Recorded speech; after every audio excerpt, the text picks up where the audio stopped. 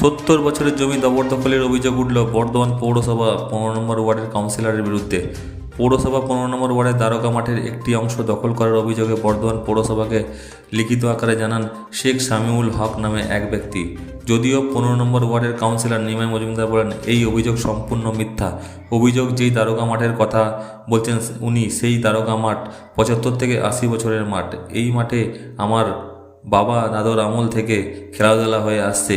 এই জায়গায় কোনো কাগজপত্র নেই এবং এই মাঠে প্রতিদিন রাতে হলেই অসামাজিক কার্যকলাপ হতো। তাই আমরা এই মাঠকে পরিষ্কার করে এই বাচ্চাদের জন্য শিশু উদ্যান করছি জানালেন বর্ধমান পৌরসভার 15 নম্বর ওয়ার্ডের পৌরপিতা নিমাই মজুমদার।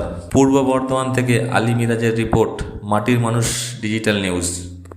এটা হচ্ছে দারোগা মাঠ। এটা আমাদের পৈতৃক সম্পত্তি। রাজা আমাদের ডোনেট করে গেছে উলফত খানকে। আমি উলফত খানের বংশজ আছি। আমরা এখানে কাউন্সিলরের কাছে এসে আমরা দাবি জানিয়েছি। আমাদের কাছে সিএস, আরএস আর এলআর তিনটেই আছে। উনি আমার কথা শুনেননি। ওরা বলছেন কি যে ছোটোবেলা থেকে আমরা মাঠ দেখে এসেছি, ওটা মাঠই থাকবে। তো মাঠের তো একটা পেপার হবে।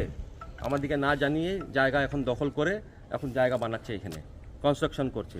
আমি 144 করেছি, আমি আইনে যাব। কারা করছে এটা?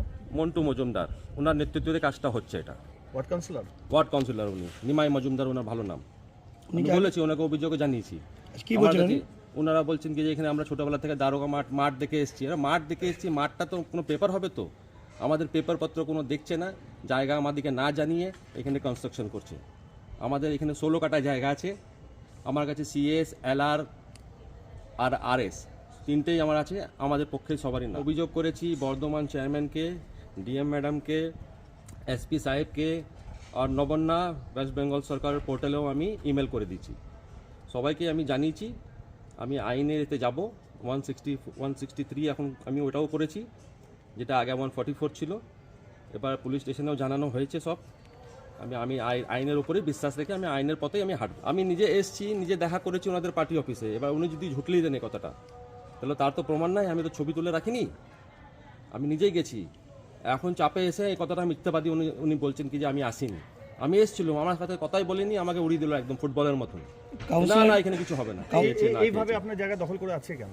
বস দীর্ঘদিন ধরে খালি পেয়েছে, দীর্ঘদিন ধরে খালি জায়গা পেয়েছে। খালি জায়গা পেলে মানুষের তো মন ফিরে যায়। আর আমাদের এমনিতেই এর পাশে 401 নম্বর সাকারি পুকুর আমাদের ওয়েস্ট বেঙ্গল সরকার আমাদের কাছ থেকে জায়গাটা অ্যাকোয়ার করেছে। তার আমার কাছে ওয়েস্ট বেঙ্গল সরকারের আমার কাছে নোটিশ আছে, আমাকে চেক আছে। আমাদেরকে অ্যাকোয়ার করে আমাদেরকে পয়সাও দিয়েছে 89 আর 91-এ। এর পাশে আমরা ডোনেটও করেছি 401 নম্বর সাকারি পুকুরে। তারও আমার কাছে ডকুমেন্ট সবই আছে। আমাদের ফ্যামিলি এইখানে কবরস্থানও ডোনেট করা আছে, বিলাত শেখ, আলতাফ শেখের নামে সবই ডোনেট করা আছে। এই জায়গাটাও আমাদের। এখন কি চাইছে? আমি চাইছি ন্যায় চাইছি। আমাদের সাথে বসা হোক, আমাদের পেপার দেখা হোক, আর আমাদের জায়গা আমাদেরকে ফেরত দেওয়া হোক।